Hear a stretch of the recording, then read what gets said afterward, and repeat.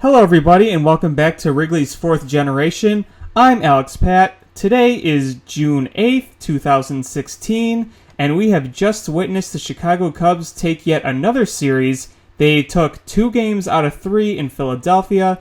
Today they won 8-1 behind 7 shutout innings from John Lackey, and that concludes the first series of this road trip. They will have an off day tomorrow, and then they will go to Atlanta. A few notes from today's game. Like I said, Lackey, 7 shutout innings, and the Cubs offense came alive in about the midpoint of the game. Started off kind of slow, had a good scoring chance. Second and third, nobody out. They squandered that, but then the bats came alive. Javier Baez got them on the board with an RBI single. Bryant hit a mammoth 2-run homer. Zobrist hit a home run, and then you had a couple of hits from Rizzo driving in runs. And then the one we want to talk about is the RBI single by Albert Almora, the recent call-up for the Cubs, and it was his first career Major League hit, and it was his first career Major League RBI. Now, Albert Almora was called up yesterday after the injury to Jorge Soler, which put him on the 15-day DL with a hamstring issue. Now, keep in mind that hamstring issues can be very serious, so considering it's the 15-day DL, you can kind of consider that lucky. But here's Albert Almora, and he's been one of the more talked about prospects in the Cubs system. And he has been in the Cubs system since he was drafted, since 2012. He was drafted at the age of 18. So right now, only 22 years old, from Florida. And he just turned 22 last month, so he's still really young. And he's had some success in the minors, that's for sure. And that's one of the reasons he's such a notable prospect.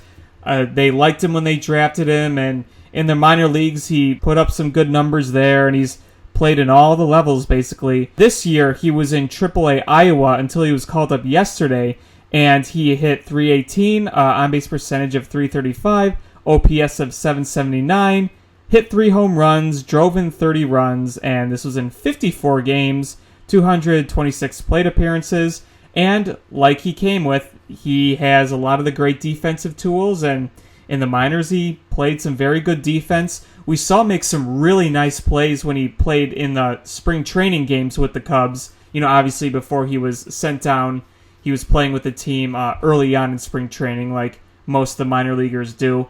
Since 2012, his minor league career, he's batted .292, 325 on-base percentage, 745 on-base plus slugging, 23 home runs.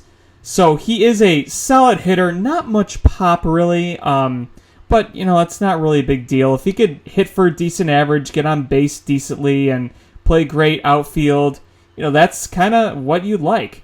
And his career high in home runs for a single season in the minor leagues is 9, and that was in 2014 when he played in A and AA ball. But even so, you know, he has a lot of good tools in his repertoire, and especially with the defense, it's really kind of cool to know that in the future, your outfield can consist of Almora and Hayward. You know, hitters beware, because if you hit it out there, well, kiss your hits goodbye. So looking at his 5-year minor league career, he's played pretty much everywhere in the system. He started in the Arizona Fall League, played with Boise, King County when they were the single-A affiliate back in 2013, Daytona, Tennessee, and then this year he played in Iowa, the 54 games, batting .318, and calling up yesterday was kind of is he not? Dan Vogelbach, a member of the AAA Iowa Cubs and also a noted Cubs prospect, tweeted a welcome to the show, or I should say congratulations on going to the show tweet, because Vogelbach has not been called up this year. And he deleted it recently because people were not confirming that he was being called up. And the buzz was all over Twitter yesterday, and then they finally confirmed that he was going to be up, and then people saw him in Philly. That was kind of interesting. You usually don't see stuff like that, but occasionally it happens. It was all good intentions by Vogelbach, and I'm sure he had a good laugh about it, you know, afterwards. So today, with his first hit and RBI, you're thinking, boy, the first of many. And not only that, he made a spectacular play in the first inning when he caught a fly ball with a runner on third. He tagged, he threw to home plate and gunned him down. And he was out by several feet. It's not like it was a close play. It was an absolute just shot right to Montero to tag him out. Twitter exploded with Almora in all caps and great throw, great play, and all that fun stuff. So hopefully he has a great major league career ahead of him. And right now, he's not going to be playing every day consistently. He'll have some starts here or there, but, it's not going to be like Chris Bryant, who, when he was called up, he's like, all right, you're the everyday third baseman / left fielder. He'll probably be sent down at some point.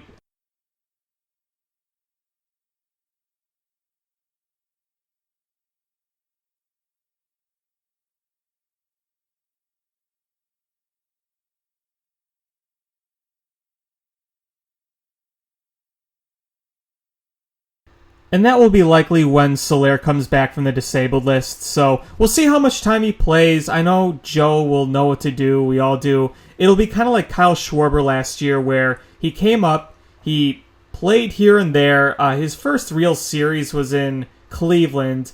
He technically made his debut at home against Cleveland, but he only had one at-bat and caught one inning. So we might see Almora start a few games in Atlanta, the next series coming up after the off day tomorrow. But no matter what, it's going to be a lot of fun seeing what Almora is capable of, and we know that he's got a ton of talent, and we'll see how he executes further on as he plays more in the big leagues.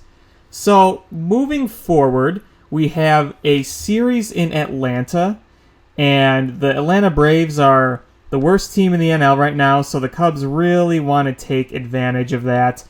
They took half of the games they played so far against each other because one of them was rained out. There's going to be a makeup day for that time. The Cubs won that first game 6-1 and then lost the other game 4-3 in extra innings. So after the Braves, by the way, that's a 3-game set, we have another 3-game set with a much better team, the Washington Nationals, in Washington. We swept them in 4 games at Wrigley Field, so now we go to Washington to play them for 3. And then we have an off day, again, a week from tomorrow. And then we come home. It's going to be a tough homestand. We got to play the Pirates for 3. And the hated St. Louis Cardinals come into Wrigley for the first time since the Cubs beat them in the NLDS last year. We got that Monday, Tuesday, Wednesday of the week of the 19th. And then you hit the road again. The Marlins playing them for 4 in Miami. And then you go to Cincinnati for 3. And then we'll wrap up the month starting with a series in New York against the Mets. So there's going to be some challenging series in the middle of June here with the Nationals, the Pirates, and the Cardinals.